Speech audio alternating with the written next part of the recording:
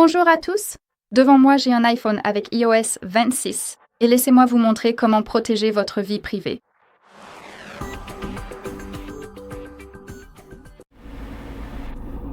Donc, dans cette vidéo, j'aimerais me concentrer sur les principaux contrôles de confidentialité comme la localisation, les contacts, les photos et le suivi.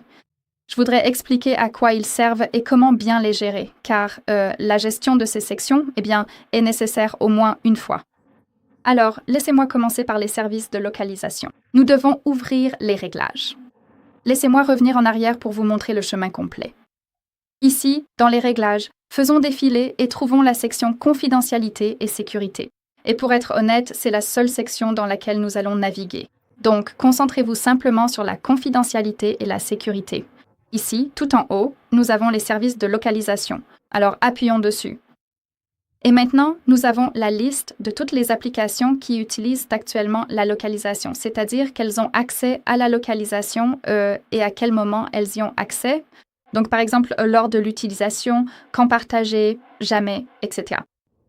De plus, si vous appuyez sur une application spécifique, pour certaines de ces applications, vous verrez aussi l'option de localisation précise. Donc, si vous l'avez activée, je vous recommande vivement d'appuyer dessus et de la désactiver. Ainsi, votre appareil partagera non pas la localisation précise, mais la localisation approximative, ce qui est préférable car cela permet de protéger votre vie privée.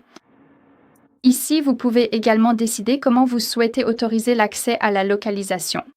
Donc, jamais, demandez la prochaine fois, ou lorsque je partage, ou lors de l'utilisation de l'application. Et pour être honnête, à mon avis personnel, le mieux est de choisir lors de l'utilisation de l'application. Grâce à cela, votre appareil va simplement limiter le suivi continu et inutile en arrière-plan. Ainsi, il ne vous suivra pas en permanence, mais seulement lorsque vous utilisez réellement l'application. C'est pourquoi je pense que c'est la meilleure option. Et ce que je vous recommande vivement de faire ici, c'est simplement de passer en revue toutes ces applications. Par exemple, le calendrier. Avons-nous vraiment besoin d'utiliser la localisation pour utiliser le calendrier? Pas vraiment sûr. Et la localisation précise, désactivons-la, et cela peut être lors de l'utilisation de l'application. Pourquoi pas? Ou jamais. C'est entièrement à vous de décider comment vous souhaitez le configurer. Donc, voici ce qu'il faut faire dans les services de localisation. De plus, j'ai oublié de mentionner que, comme vous pouvez le voir, à côté de certaines applications, vous aurez cette flèche.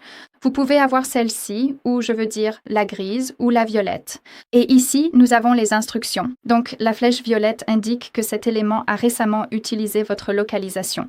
Donc, dans notre cas, les services système et une flèche grise MM, cela n'a pas... Oh, désolé. Elle a utilisé votre localisation au cours des dernières 24 heures. C'est donc ainsi que vous pouvez aussi savoir quelle application suivait, votre position en fait. Une autre chose, ce sont les contacts.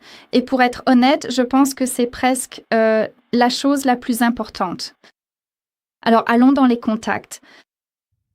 Et ici, vous pouvez voir la liste des applications qui ont demandé l'accès à vos contacts. Et je vous recommande vivement de simplement parcourir la liste, de la passer en revue et de décider avec soin si ces applications ont vraiment besoin d'accéder à vos contacts. C'est vraiment important parce que vos contacts contiennent non seulement vos propres données, vos informations personnelles, mais aussi celles d'autres personnes. Donc, je pense qu'il est vraiment crucial de vérifier si les contacts quelles applications ont accès aux contacts. Et c'est la même situation. Il suffit d'appuyer sur l'application spécifique. Vous pouvez choisir entre aucun accès, un accès limité ou un accès complet. Si cela passe par un accès limité, vous devez modifier. Sélectionner des contacts spécifiques. Donc, vous pouvez simplement parcourir la liste et choisir les contacts auxquels l'application aura l'accès. Voilà comment cela fonctionne ici. Ou aucun, évidemment. Si c'est une application qui n'a vraiment pas besoin des contacts, alors il suffit de cocher aucun. Encore une fois, nous allons simplement revenir à cette confidentialité. Nous venons de revenir à cette confidentialité et sécurité. Et une autre chose que je recommande vivement de vérifier, ce sont vos photos. Appuyons dessus. Évidemment, cela fonctionne de la même manière que l'option précédente. Donc, vous pouvez simplement parcourir les applications et vérifier laquelle doit avoir accès à vos photos et laquelle ne devrait vraiment pas. Par exemple, celle-ci a un accès limité. Nous pouvons définir un accès complet ou aucun. Et encore une fois, si vous avez un accès limité, vous pouvez sélectionner des photos spécifiques. Et en gros, gérer cette section, c'est-à-dire les photos, va simplement minimiser l'exposition inutile de contenu personnel à qui que ce soit, je dirais. Une autre chose, laissez-moi revenir en arrière. Une autre chose, c'est le suivi, qui se trouve juste ici, sous la localisation. Donc, il suffit d'appuyer dessus et même vous pouvez activer. Si c'est activé, autoriser les applications à demander à suivre. Il suffit de le désactiver en appuyant sur ce interrupteur, car cela empêche les applications de demander l'autorisation de suivre votre activité sur d'autres applications et sites web.